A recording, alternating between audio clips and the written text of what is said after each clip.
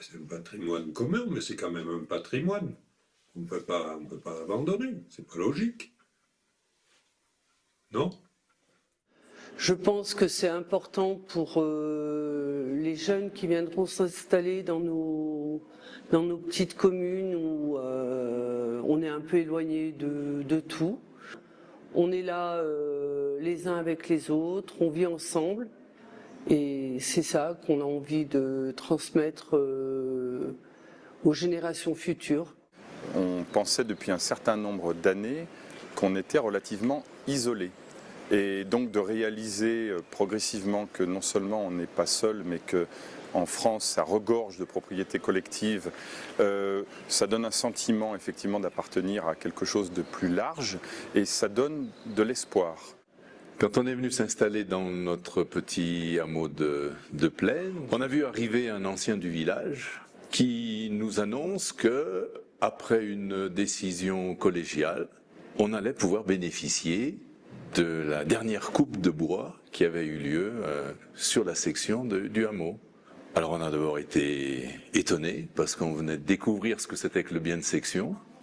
Ce bien de section nous avait reliés aux gens du village. Donc j'ai envie de dire, laissez-nous ça, laissez-nous faire. Quel responsable politique, quel élu voudrait couper le lien qui réunit ses habitants autour de projets d'environnement, de bâti, et il n'y a rien de plus moderne que d'essayer de réunir les gens autour de mêmes projets. Ça fait quand même une vraie plus-value pour notre territoire. Et c'est les gens du territoire, natifs ou pas, hein, qui ont la main sur leur territoire. J'ai bientôt 55 ans, je veux essayer de transmettre aux générations futures en bon état ce que j'ai reçu. Rien ne me dit que les générations futures n'en auront pas besoin. Mon but est là, c'est de transmettre pour permettre aux autres qu'ils aient cette opportunité comme moi je l'ai eue. Si je devais renouer le dialogue avec les personnes avec qui on n'arrive plus à dialoguer, j'irais doucement. J'offrirais tout simplement un panier de muffins et un café et j'attaquerais par là. Et il faut renouer la complicité qu'on n'a plus, qui nous tient vraiment, vraiment à cœur. Et je pense que si on partait comme ça, je vais peut-être pas me mettre à pleurer. C'est très dur. Ça nous tient tellement, tellement, tellement à cœur. Mais je pense qu'il faut changer nous aussi notre façon de parler. Il faut être plus calme, il faut être plus diplomate. Ils se rendent pas compte et ils se rendent pas compte, je pense, de ce que nous, ça nous apporte. Des gens qui n'ont pas ces biens de section, je pense, ils n'ont pas cette complicité, ils n'ont pas ce rapport que nous, on a. Et nous, on veut garder ça, vraiment. Et en ce moment, ça me fait un petit peu bizarre. On n'arrête pas de parler de participation, tout le monde en a plein la bouche. Je veux dire, les sections, si elles sont bien comprises, eh ben, c'est là où les gens participent. Moi, ce que j'ai sur le cœur, c'est le souhait que j'ai, c'est surtout d'avoir une forêt, de toujours voir cette forêt en état, pas massacrée, pour l'avenir, pour les autres, pour ceux qui vont arriver derrière.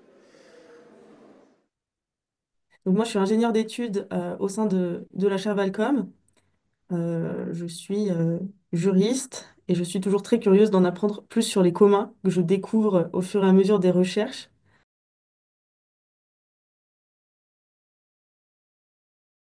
Voilà, donc les communs fonciers, ce sont des systèmes ancestraux de gestion du foncier qui préexistent à l'état moderne. On trouve les premières traces au Moyen Âge. Ce sont des systèmes dans lesquels une ressource, qui peut être par exemple une forêt, un pâturage, un réseau d'eau, mais aussi des éléments de petit patrimoine bâti, comme des fours à pain, des lavoirs, sont gérés par une communauté usagère composée d'ayants droit qui bénéficient de droits d'usage sur ces ressources et qui entretiennent ces biens et ces ressources euh, grâce ou à cause de devoirs collectifs. En fait, en échange des droits d'usage dont ils bénéficient, ils s'acquittent de devoirs collectifs d'entretien de ces espaces. Et cette communauté s'organise par une gouvernance qu'elle établit elle-même. C'est une gouvernance qui se veut démocratique. Dans ces systèmes, c'est l'intérêt de la communauté qui prime sur l'intérêt individuel. Donc les décisions sont systématiquement prises en regardant l'intérêt global qu'en tirera la communauté. L'idée étant d'assurer la meilleure gestion possible pour administrer ses ressources et ses biens, pour satisfaire les besoins actuels de la communauté, mais aussi les besoins futurs. Donc ce sont des biens et aussi des institutions sociales.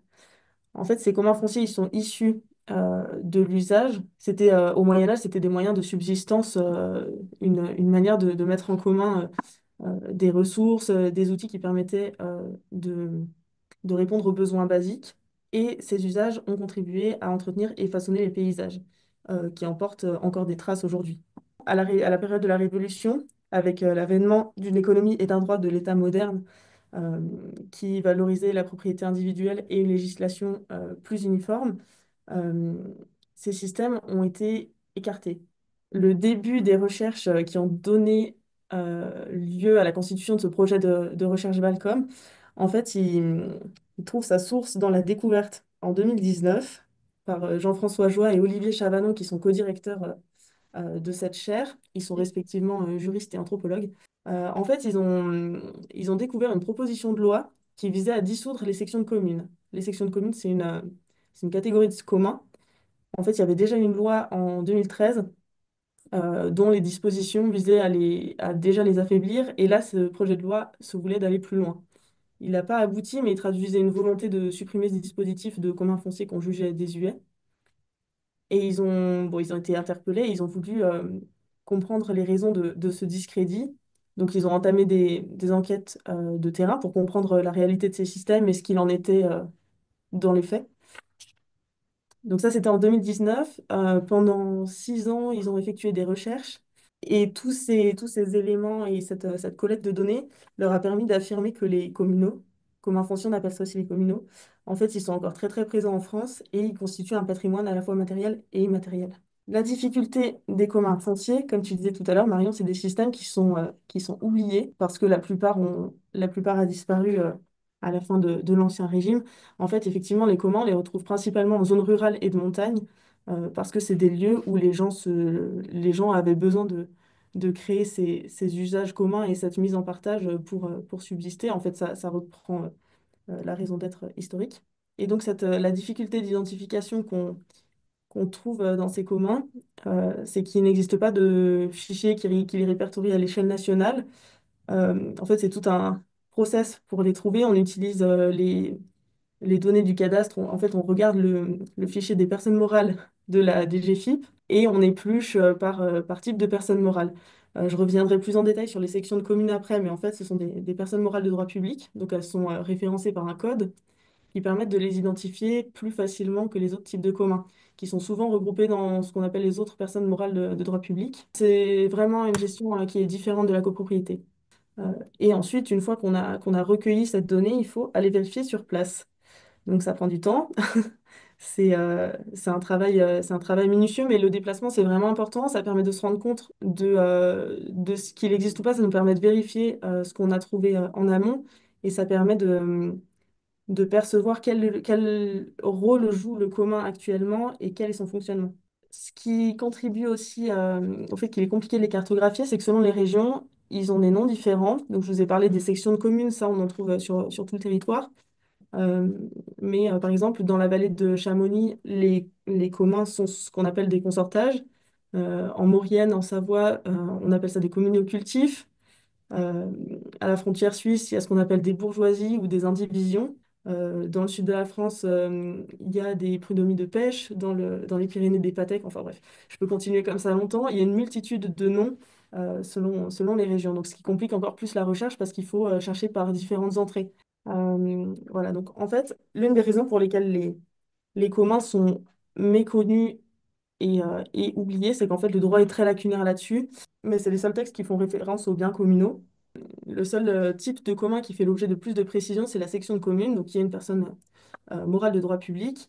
On en trouve partout sur le territoire français, surtout dans le Massif central. elles ont été donc affaiblies par la loi de 2013 que j'évoquais tout à l'heure. En fait, c'est une loi qui modernise le régime des sections de communes et qui rend impossible la création de nouvelles sections. Il est fait mention d'un mécanisme qui permet à la commune d'intégrer euh, les biens de la section dans son patrimoine, bon, selon certaines conditions. Donc ce transfert de biens, c'est vraiment quelque chose qui est réel. On est en lien avec des communautés qui sont face à cette problématique. Les droits des communautés usagères sont peu respectés parce qu'il n'y a pas de statut juridique propre en fait. Il n'y a pas de reconnaissance du statut d'ayant droit, il n'y a pas de reconnaissance de droit d'usage pour les autres types de propriétés collectives que les sections. D'ailleurs, par défaut, certaines communautés usagères se constituent en association ou en société civile immobilière, qui sont des formes juridiques empruntées au droit contemporain et qui s'éloignent du fonctionnement et de l'essence même des communs.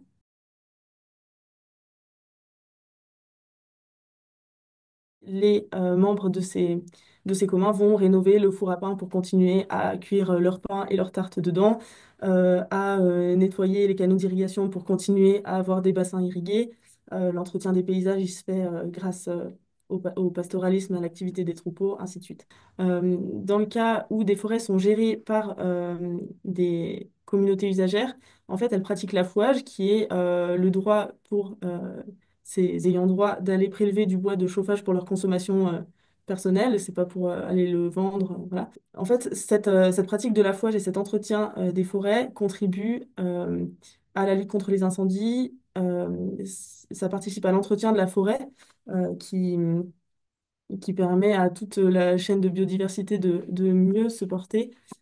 Et ça, c'est quelque chose qui est assez important. Il y a certains communs fonciers, des sections, mais aussi des bourgeoisies qui ont une grande surface en forêt. En fait, les communs, ça peut être des très petites surfaces, ça peut être quelques mètres carrés si c'est un four ou un lavoir, et ça peut aller jusqu'à des centaines d'hectares selon les cas. Sur le côté lien social, en fait, le fait au sein des communs de devoir s'organiser pour administrer les biens, pour mener des opérations d'entretien, pour se prêter du matériel ou se dépanner. En fait, on se rend compte que ça crée du lien social, un lien auquel les gens sont vraiment attachés et qui participe à la vie et au dynamisme des hameaux et des villages. Souvent, dans les endroits où on retrouve des communs, il n'y a pas forcément de cafés, de restaurants ou de lieux qui permettent aux gens de se rencontrer et d'échanger. Et les communs offrent des moments propices à ça. Il y a aussi un point socialement qui est vraiment intéressant, c'est la culture du compromis local, la culture de l'arrangement. Les gens dans les communs sont obligés, en quelque sorte, contraints de s'entendre puisqu'ils ont des intérêts communs à entretenir les biens et les ressources sur lesquelles ils ont des droits d'usage, doivent s'entendre et font en sorte de s'entendre.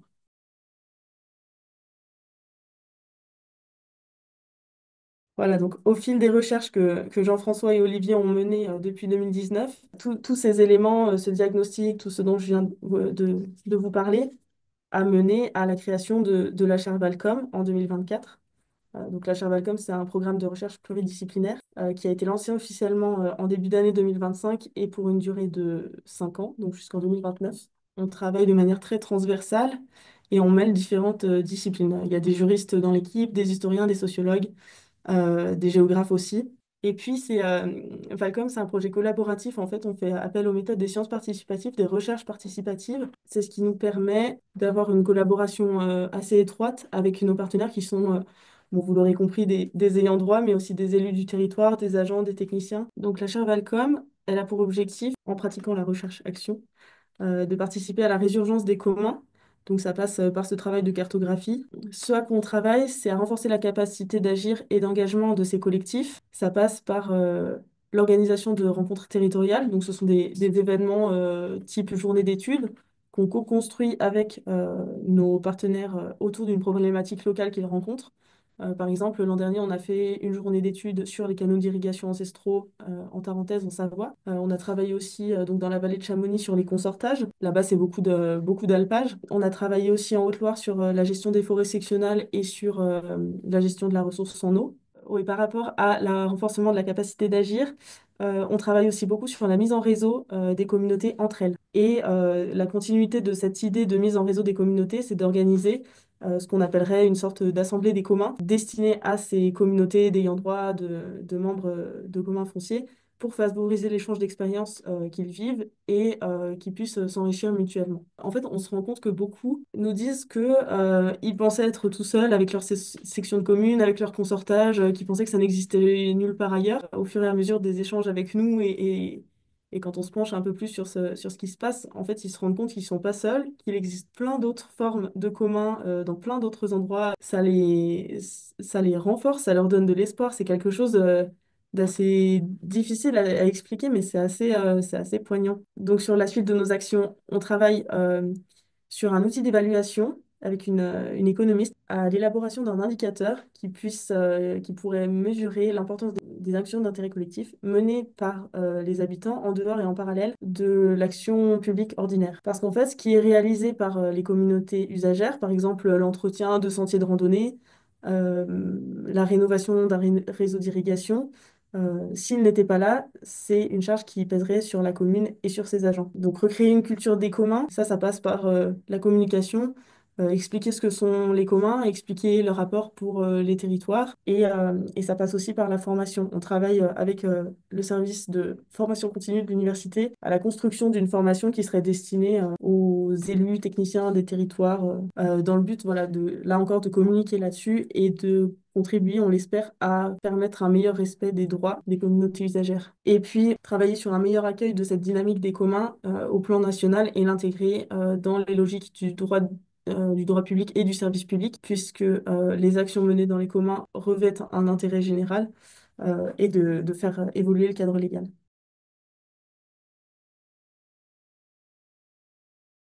Et ce qu'on retire de la recherche participative, en tant que recherche-action, on tire des tendances plutôt positives et plutôt moins positives. Donc, ce qu'on note en positif, c'est que créer des événements, donc, comme les rencontres territoriales, dont sont issus les échanges qu'on vient de regarder, en fait, la création de ces événements avec les partenaires sur place, ça permet de créer des problématiques et des questionnements sur mesure qui répondent à des vraies questions qui se posent. Et quelque chose qui est très important aussi, c'est que ces journées sont l'occasion de faire se rencontrer des acteurs qui ne se parlent pas. En fait, c'est assez impressionnant de voir à quel point les gens ne se parlent pas. Par exemple, les services de l'ONF ou de la DDT ne communiquent pas ou ne se comprennent pas. Parfois, ils communiquent, mais il y a il y a une telle incompréhension dans le langage ou dans les interprétations que ça crée des crispations. Donc c'est vraiment important de pouvoir faire se rencontrer ces gens et créer ce dialogue qui souvent est très positif. Et dans les éléments moins positifs qu'on identifie de la recherche-action, c'est la difficulté parfois qu'on a à entrer en contact avec certaines personnes. Dans certains cas, on intervient au cœur d'un conflit social. Je ne sais pas, quand il y a des tensions entre la mairie et les membres d'une section de commune ou d'un autre type de commun. Il y a pas que les sections. Notre intervention, le fait qu'on s'intéresse est parfois mal perçu. Par exemple, voilà, sur le maire n'est pas d'accord avec l'action de la section. Pour eux, et à cause de cette méconnaissance, c'est quelque chose qui est compliqué à gérer, c'est quelque chose sur laquelle ils n'ont pas la main. Par exemple, la gestion d'une forêt, comment articuler avec l'ONF, les plans de gestion. Ça, pour certaines communes, ça crée une complexité dans l'administration. Alors voilà, là, cet exemple que j'évoque, c'est de là que ça vient, je pense. Après, il y a aussi des conflits qui sont liés aux personnes qui, pour des raisons personnelles, ont eu des tensions ou conflits, voilà, conflits d'intérêts et manque de coopération. Parmi les communautés que j'ai rencontrées, ils sont quand même souvent assez soudés, quoi. Et s'ils ne sont pas soudés parce que certains ne se parlent pas trop, voilà, j'ai jamais vu des situations où ça va jusqu'au conflit vraiment dans la communauté.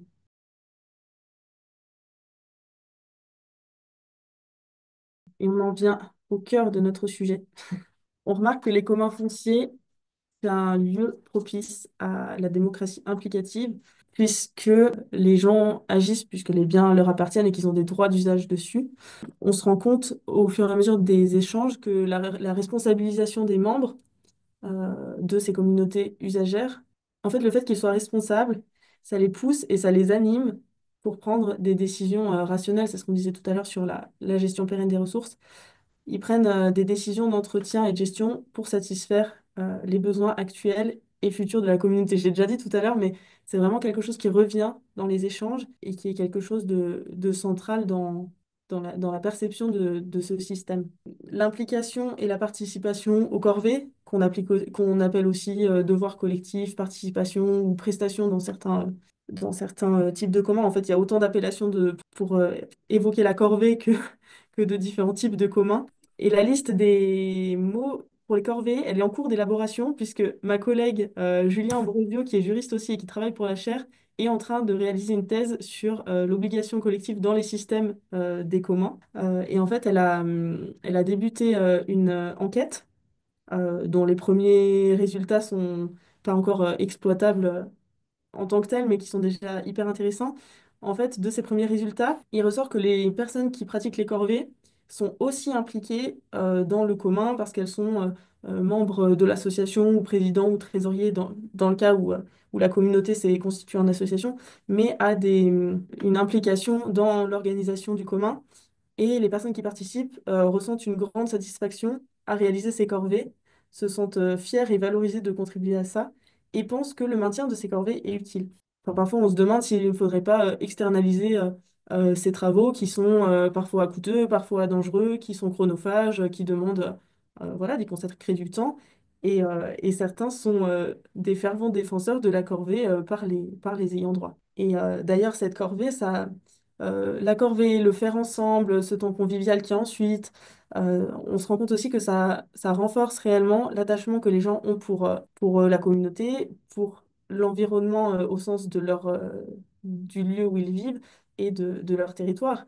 Et en fait, cet attachement, il invite à prendre soin du territoire qu'ils gèrent entre eux, pour les autres et pour la suite. J'aime bien la phrase de Bernard, je crois il s'appelle, là dans la vidéo, qui dit la forêt, on en prend soin pour nous, pour les autres et pour ceux qui viennent après. Et ça, c'est quelque chose qui revient vraiment, tout le monde le dit, tous les gens qui sont ayant droit ou membres d'une communauté usagère expriment ça d'une manière ou d'une autre, et avec chacun leurs mots. Et ah oui, j'avais noté citoyen spécialiste, j'aime bien cette expression. En fait, il y a vraiment cette notion que les gens habitent sur des territoires qu'ils gèrent. Selon moi, bon, c'est aussi un peu un avis personnel, mais on ne peut que bien gérer quelque chose qu'on connaît.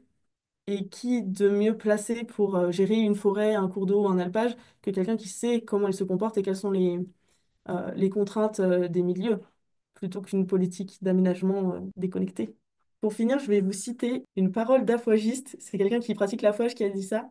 Il avait dit: ce qui est suffisant est juste et parfait. À méditer.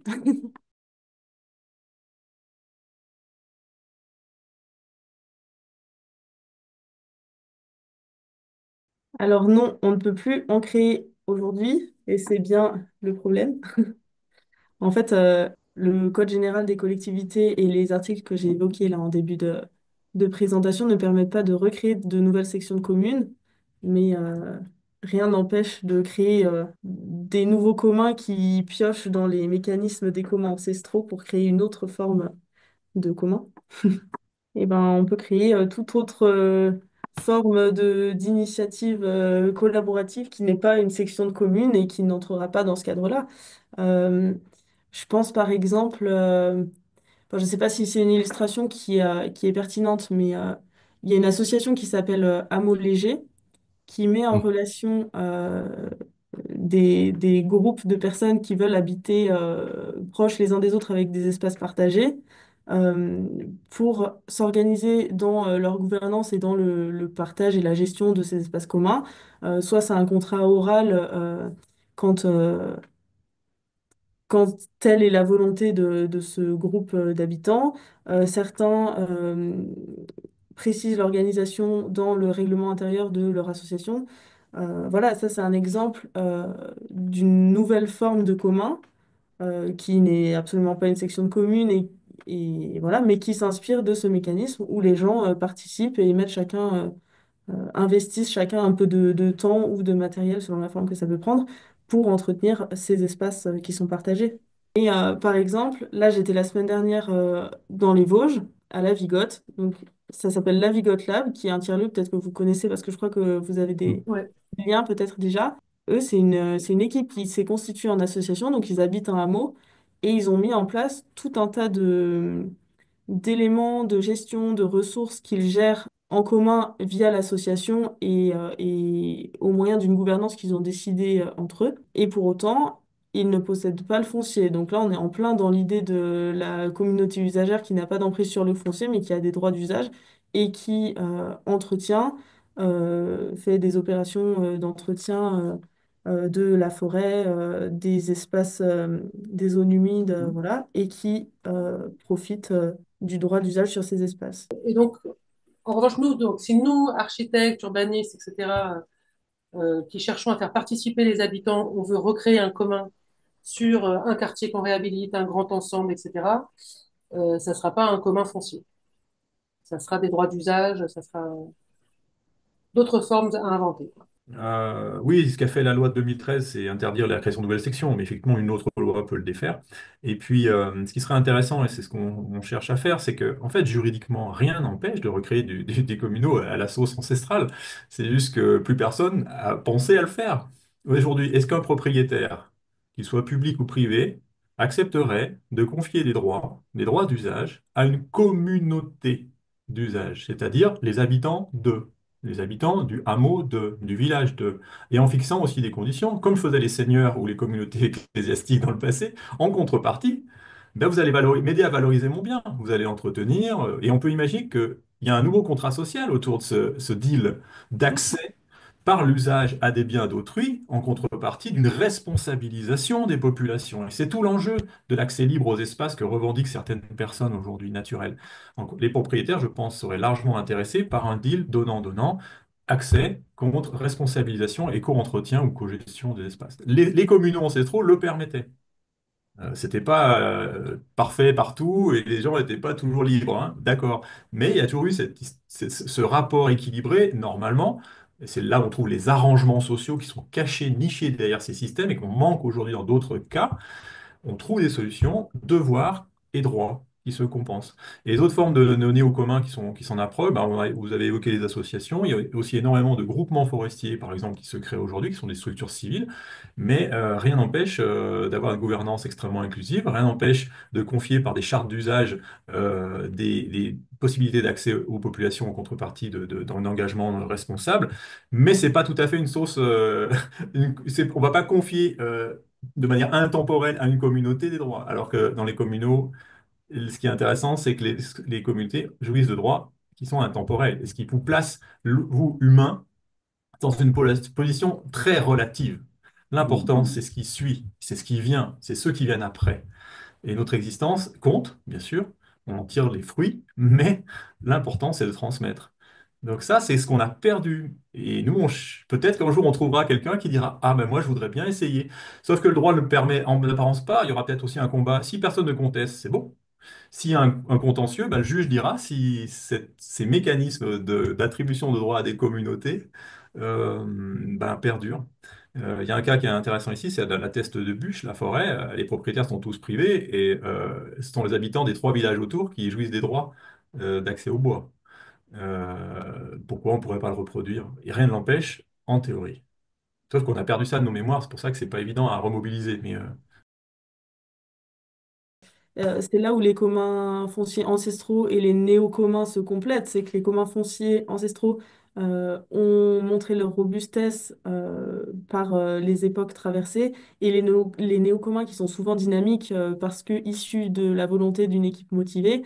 La question est celle effectivement de la pérennité. Est-ce que l'élan ne va pas s'essouffler? Est-ce que effectivement euh, le fait qu'il n'y ait pas d'emprise foncière et de propriété foncière, est-ce que ça remet en question ça? C'est une question, ouais. c'est la différence des autres systèmes qui sont plus fragiles, moins Mm. robustes Mm. finalement. Ah, ils ont des fragilités aussi, hein. Mais s'ils traversent le temps, c'est qu'il y a aussi cette histoire d'intemporalité. Et ce qui fait que même quand il y a plus d'habitants ou moins d'habitants dans un village, un hameau, il suffit qu'il y ait des nouvelles familles qui arrivent Qui reprennent. et vous réarmez le commun en fait. Le fait que le commun soit en déshérence d'un point de vue social ne signifie pas qu'il est mort juridiquement. Mm. C'est ce qui est assez incroyable. Bon. Maintenant, voilà, il faut remettre de la connaissance autour de ça pour que les habitants puissent se dire, ah, mais on est aussi propriétaire collectivement de ça, par l'usage. Qu'est-ce qu'on peut en faire? Ou plutôt que de le cacher comme on a fait, de dire, ben non, en fait, c'est pas vous, c'est à la commune, et la commune fait ce qu'elle veut, comme on entend souvent. Non. Je pense que beaucoup d'habitants, s'ils avaient vraiment cette connaissance, changeraient le regard sur le patrimoine. L'attachement serait pas le même, hein. Quand on dit que c'est à nous, c'est pas pareil que c'est aux autres, hein. C'est à nous sans être à nous. Nous, enfin, Valcom a l'ambition, mais c'est pas encore tout à fait prêt, de proposer toute une série de formations à l'adresse des élus, des agents techniciens, publics ou privés, mais aussi des habitants, pour réinjecter de la culture sociale et juridique autour des communs. C'est quelque chose qu'on proposera, qui pourra, j'espère, intéresser beaucoup de monde, mais on retombe sur l'enjeu de la connaissance. Et tant qu'on n'a pas franchi ce cap, on va constamment être dans des espèces de situations intermédiaires où des camps vont se faire face. Il y a ceux qui savent, qui vont se battre, et les autres qui vont dire, mais non, c'est pas vrai. Et on a typiquement ce cas de figure dans le discours que porte l'État et en particulier les administrations déconcentrées, qui vont souvent avoir tendance à nier, avoir un regard très expert et on pourrait dire surplombant, voire quand même parfois en déniant aux habitants l'utilisation de leurs droits. Moi, j'ai un cas en tête où il y a une capsule vidéo qui en parle sur notre site internet, à Moutier en Tarentaise, où les gens voilà, voulaient remettre en état un canal d'irrigation ancestral. Bon, que dit la DDT? La DDT ou DDT ou je sais plus si c'est, je crois que c'est la DDT. Elle dit mais quand les gens disent, nous on veut agir, on veut faire parce que vous n'y arrivez pas, l'État dit, maintenant vous ne pouvez pas faire, il faut respecter la loi sur l'eau. Vous avez déposé une autorisation. Et on retourne en rond avec des gens qui ne se comprennent plus, alors qu'on voit bien qu'il y a une complémentarité à trouver. Donc tout l'enjeu, c'est de recréer cette complémentarité. Parce qu'évidemment, les communs, c'est quelque chose qui n'est pas linéaire, à la différence de l'administration qui est pérenne dans l'ensemble, dans son fonctionnement. Les communs, ils vont être très dynamiques quand des gens vont être très dynamiques, ils peuvent retomber quand des personnes partent ou disparaissent, sont moins en capacité d'exercer un leadership. Et ce qui est intéressant, c'est de trouver toujours cette capacité de l'administration, non pas à capter et accaparer le commun, mais à le faire vivre ou suppléer quand il est dormant. Mais ce n'est pas toujours les communes qui devraient se charger de ça là, d'abord. Nous, on milite aussi pour que d'autres formes de tutelle puissent s'exercer quand les communs sont un peu affaiblis, le temps qu'ils se requinquent. On pourrait imaginer que des associations, voire même d'autres formes d'administration publique ou le conservatoire des espaces naturels. Enfin, on peut imaginer plein de formules de tutelle plutôt que l'administration communale à qui on dit par la loi ou les services souvent parfois un peu préfectoraux lui dit mais monsieur le maire ne vous embêtez pas avec ces communs. Enfin, franchement, supprimer, ça sera plus facile. Rationaliser, il y a trop d'échelons en France. Nous, on a essayé d'inviter énormément, enfin souvent des maires qui avaient communalisé leur section et donc supprimé les communs pour qu'ils viennent expliquer quel bilan ils en tiraient. Aucun maire ne veut venir parler. Soit ça, il y a une gêne. Il y a une gêne, et parce que nous, on dit très bien qu'on les supprime, mais par quoi vous remplacez? En réalité, les supprimer, ça fait qu'assécher d'autant plus le lien social. Ça, c'est une évidence. Par contre, on peut tout à fait imaginer des substitutions, que la commune soit hyper dynamique, inclue malgré tout les populations par d'autres mécanismes, etc. Mais souvent, on constate aussi que ces communs, une fois supprimés, parfois ils sont vendus, très souvent. Pour faire quoi? On peut faire des lotissements, par exemple. C'est dans la loi. C'est GCT. Donc on se dit qu'on a supprimé 600 ans ou 800 ans de tradition commune, enfin, par les communaux et qu'on a fait un parking ou un lotissement. On se dit, bon, ça peut être bien utile, mais peut-être qu'on perd quelque chose aussi. Et voilà, on milite pour que, quand on fait la balance des intérêts, quand on pense supprimer des communs, voilà, que chacun soit bien informé, que les habitants, s'ils doivent voter, parce que normalement ils doivent aussi voter, il y a beaucoup de procédures où ils doivent encore voter, sachent bien ce qu'il faut faire, ce que ça va avoir, ce que ça va représenter, cette absence, quel type d'impact elle va avoir sur leur vie. Parce qu'une fois que c'est parti à la commune, c'est fini. Il y a un conseil municipal qui décidera, ce ne sont plus les gens. Un exemple aussi qui m'a fait, j'en rigolais avec les personnes, mais elles ne riaient pas. Oui, le four à pain ou la maison d'assemblée. Si elle est communalisée, certains vont dire, mais c'est chouette, ah, la commune qui a de l'argent va le restaurer. Et c'est bien d'un point de vue patrimonial. Sauf que où est la clé pour accéder au four? Elle n'est pas chez Robert qui habite à côté de Jean-Michel ou de Suzanne. C'est fini. La clé, elle est à la mairie. Et la mairie, c'est ouvert de telle heure à telle heure. C'est plus aux habitants. Symboliquement, psychologiquement, c'est plus la même chose. Et les gens vont s'en désintéresser. On peut faire le même rapprochement pour les forêts ou d'autres biens. Oui, ça peut tout à fait être considéré comme un commun puisque on se retrouve avec les mêmes les mêmes éléments que je vous ai partagés au début. En fait, c'est l'idée d'une collectivité qui s'organise euh, elle-même pour gérer un bien ou un espace collectivement et pour en partager les bénéfices. Alors, les droits d'usage, non, ne peuvent pas être commercialisés. Dans certains systèmes, il y a une rétribution en argent pour les corvées. Mais dans certains cas, mais a priori, les gens font ça gratuitement. C'est une espèce d'impôt en temps dont ils s'acquittent pour la communauté. D'abord, c'est du foncier qu'on considère, nous, comme hors marché. C'est pour ça il devrait être sacralisé d'une certaine manière. Avant de le supprimer, de le basculer dans le marché, ça pose question. Et c'est là qu'on a nous-mêmes, en tant que chercheurs, des enjeux éthiques. La chaire Valcom, ça a été dit par Sarah, c'est une chaire de sciences participatives, donc on travaille beaucoup, tant avec les élus que les habitants. Si vous commencez à tout révéler, tout montrer, vous mettez en danger le commun. Il y a un vrai risque. Tant que la loi française ou le droit constitutionnel ne les protège pas. Et beaucoup de communautés nous ont un peu critiqué, tensé, puisque au départ, nous, on avait cette ambition de créer carrément une application où vous pouviez très facilement repérer les communs. On a trop pédalé. Voilà, c'est pas mûr. Nous, on le sait, on a des indices, on sait comment à peu près trouver, ou on a des outils, on réserve aux chercheurs ou à des personnes qui en font la demande au cas par cas. Mais voilà, il y a ça en tête, hein. Beaucoup de communautés disent, mais actuellement, voilà, vivons heureux, vivons cachés, parce que c'est pas, on n'a pas de système juridique parfaitement protecteur. Donc il y a ce risque-là. Mais c'est un énorme sujet, mais on peut quand même savoir, par un travail fin d'analyse, où sont, grosso modo, ces communs. Non, et en fait, les droits d'usage dans ces systèmes communs, en fait, ils sont transmissibles uniquement, alors principalement, dans la plupart des communs, c'est par le lieu de résidence. En fait, les droits sont attachés au lieu de résidence, que les gens perdent s'ils déménagent. Dans certaines communautés, il y a des dispositions particulières. Par exemple, il faut habiter tant d'années et plus de 6 mois par an, donc c'est sur le fondement de la résidence permanente, pour bénéficier des droits d'usage. Et dans les consortages, c'est une transmission par la filiation, ce qui ce qui soulève beaucoup de questions parce qu'en fait, le jeu de la filiation fait que les droits s'éparpillent et que des gens n'ont même plus conscience des droits qu'ils ont sur ces propriétés collectives. Pour les sections de communes, il est juste dit qu'elles sont impartageables, hein. Après, incessibles, théoriquement, oui.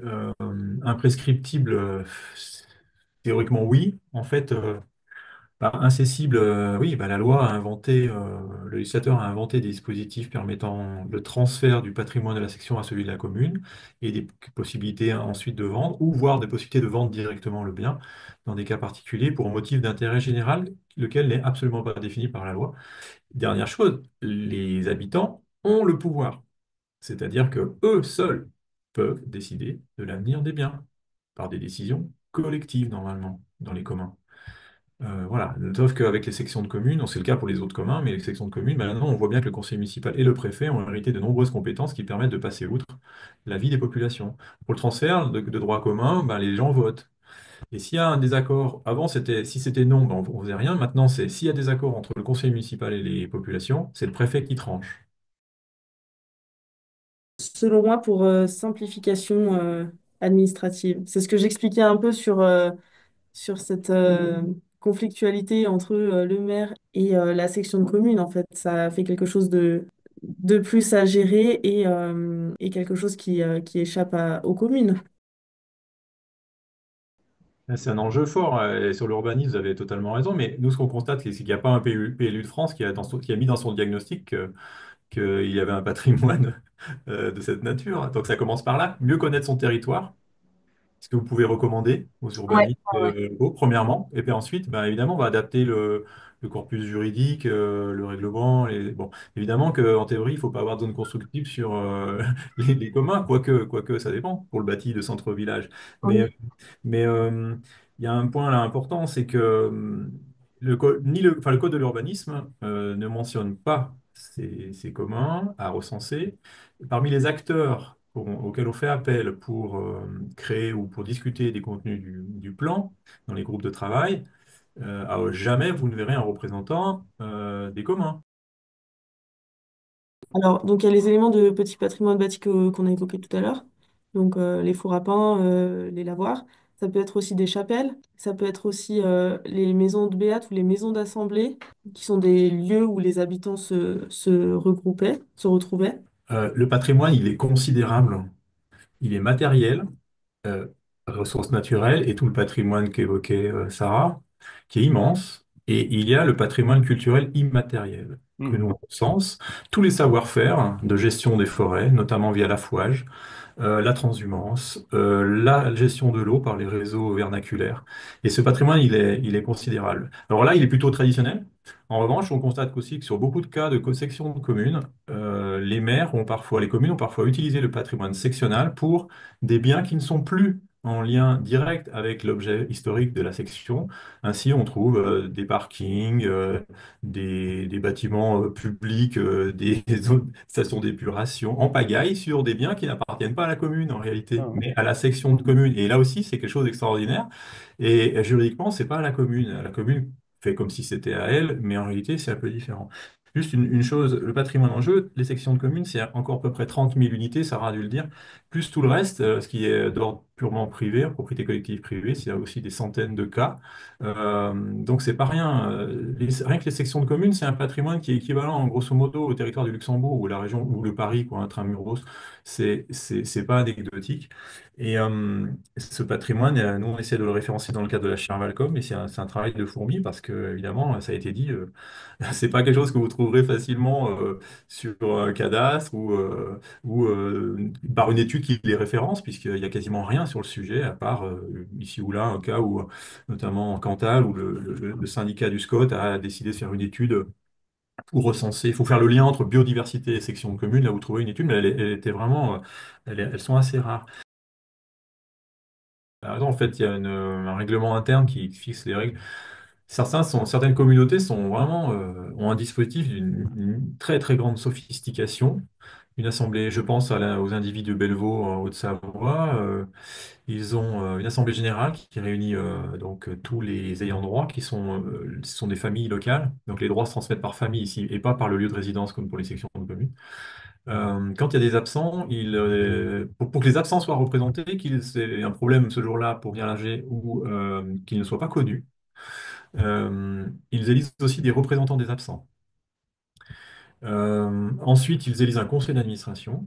Et ce conseil d'administration, ah non, l'Assemblée générale élit aussi deux procureurs, qui sont un peu comment on pourrait dire, les directeurs qui vont gérer les affaires courantes. Donc, c'est pas forcément des mécanismes qui requièrent l'unanimité, mais qui sont quand même, enfin, il y a de la délibération pour tout, en fait. Ce qui n'est pas simple, hein, faut bien le reconnaître parfois. Donc, ils ont vraiment des instances dédiées. Pour les sections de communes, encore une fois, c'est particulier parce que le conseil municipal a été désigné comme la tutelle. Donc, bah, voilà, la tutelle fait que bah, le conseil municipal, dans certains cas, va prendre la main. Et le législateur a tout fait en 2013 pour supprimer les commissions syndicales, c'est-à-dire les instances de gestion du commun. Et auquel cas, c'est le conseil municipal qui a la main. Or, nous, ce qu'on demande, parce qu'on voit beaucoup de cas de personnes qui voudraient recréer des commissions, et même des services de l'État qui disent, mais si on recrée des commissions syndicales, ça permettrait d'avoir des interlocuteurs. C'est le cas de l'ONF qui nous dit ça souvent.